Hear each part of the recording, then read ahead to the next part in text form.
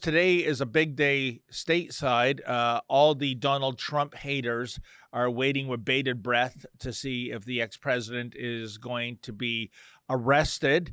Well, before I ramble on, what are your thoughts on this? Because I sure have a few, Sheila, but I want to see where you stand on this story.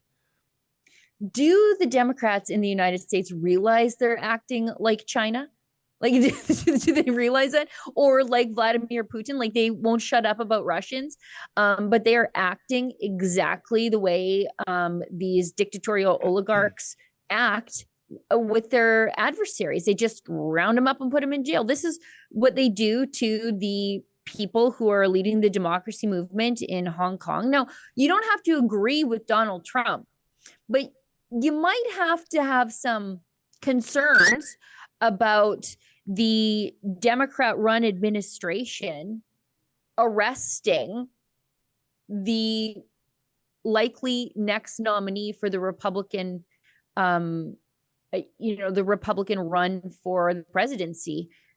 Normal people who care about integrity of elections might care about this sort of stuff. And Sheila, what I find incredible is the language being used in the mainstream media. They are obsessed over the term hush money, referring to the deal Trump had with the stripper Stormy Daniels. And it's hush money, hush money, hush money. I think you're being kind when you call her a stripper, by the way. I think you're being kind when you call that woman a stripper. What would be the proper term? I don't want to get in trouble. D-list porn star. Oh, okay. That's right. She did a little of that too. A lot of that.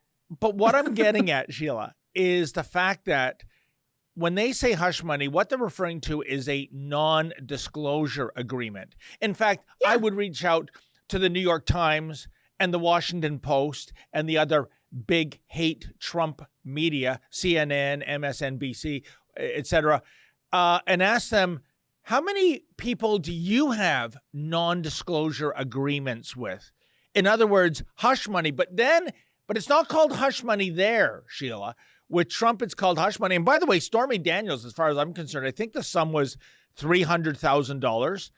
And that non-disclosure agreement was violated. So I think she owes President Trump $300,000. So maybe that's the real crime committed here. But as we saw with the Kavanaugh hearings, Sheila, there is no statute of limitations when it comes to sexual assault. So if we're going after Donald Trump and Stormy Daniels, then why aren't we going after ex-President Bill Clinton? Juanita Roderick alleges he raped her violently when he was 32. And no, but nothing to see here because that's a Democrat. I can go through a litany of other Democrats involved in alleged sexual assault cases, and there's nothing there. And again, it's the hypocrisy that somehow Donald Trump should be indicted for this, and yet where's the indictment for Hunter Biden? From the evidence that we saw on his laptop. Oh, quite the contrary. We saw, before Elon Musk came in, that Twitter even went as far as deleting the Twitter account of the New York Post, which was the media outlet that broke this story. Again, Sheila, I'm just astonished at the double standard here. Yeah, it's weird. Look at the timing of this, right? Things are getting real ugly in the Hunter Biden stuff.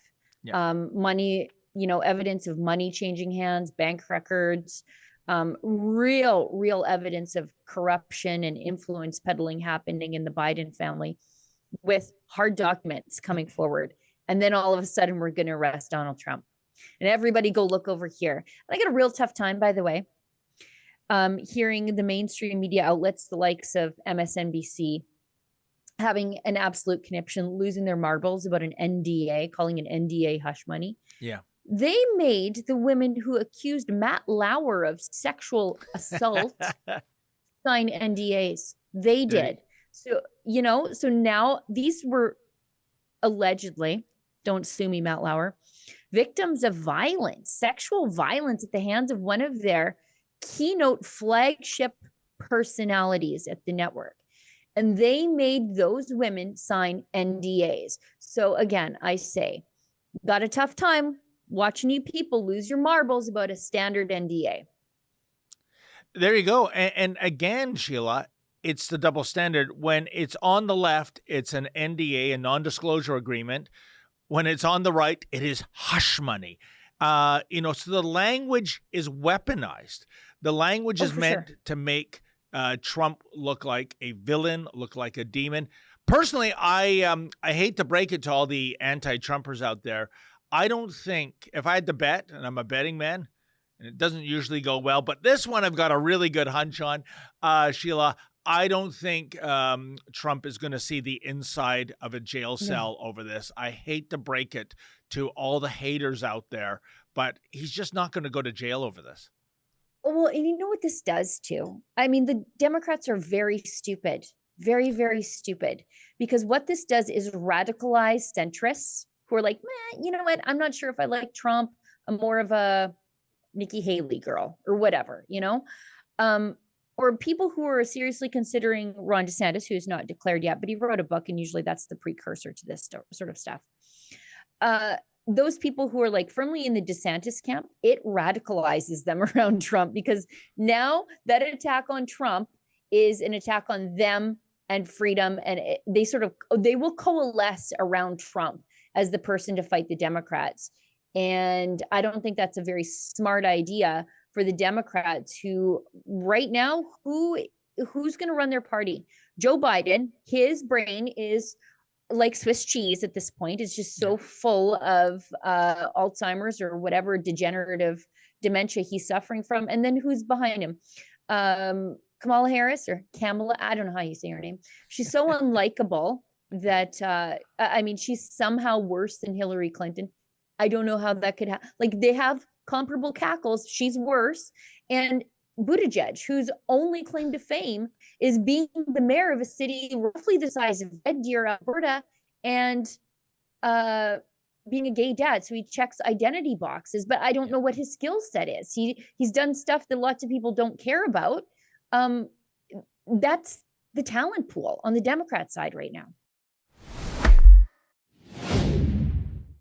That's a clip from something we call Rebel News Daily. It's our daily live stream hosted by my friend David Menzies, but the show also includes a rotating cast of hosts and special guests, including me. It's a great way for us to talk about the news of the day as the news is happening in an unscripted fashion, and it's an awesome way for you to interact with us as well. We stream every weekday, 1 p.m. Eastern, 11 a.m. Mountain, wherever you find Rebel News. See you there.